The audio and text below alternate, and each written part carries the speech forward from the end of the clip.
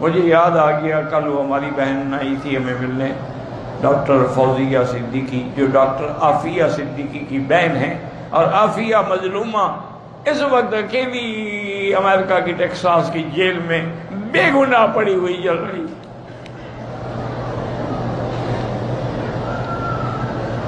کوئی مدد کرنے والا نہیں اللہ کے سوا۔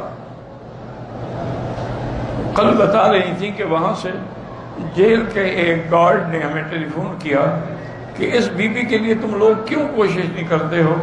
میں جب رات کو اس کی کوٹھڑی میں جاتا ہوں پہرے کے لیے، قرآن پڑھ رہی ہوتی ہے اور کوٹھی ساری میں نور بھرا ہوا ہوتا۔ اللہ اکبر، اللہ اکبر۔ کچھ نہیں کر سکتے ہو نا، دل سے دعا تو کر لو کہ اللہ اس کو رہائی دے۔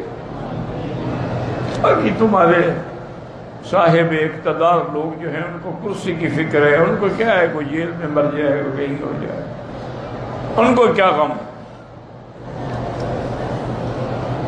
حالانکہ یاد رکھیں، مجھے ایک ذمہ دار آدمی نے بتایا تھا کہ اوباما جو پریزیڈنٹ تھا نا امریکہ کا، اس نے کہا تھا بھی اس کا کیس لے آؤ میرے پاس، یہ تو مظلوم ہے، اس پہ تو ظلم ہوا ہے،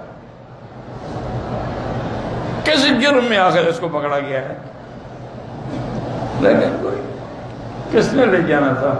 آپ اور ہم تو نہیں لے جا سکتے نا، نہ ہمارے پاس وسائل ہیں نہ طاقت ہے۔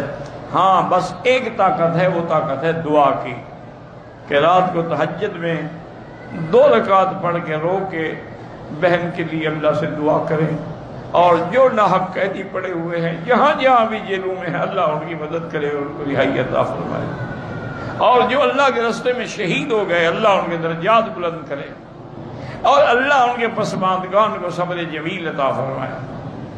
تو اس کے بعد فرماتے ہیں کہ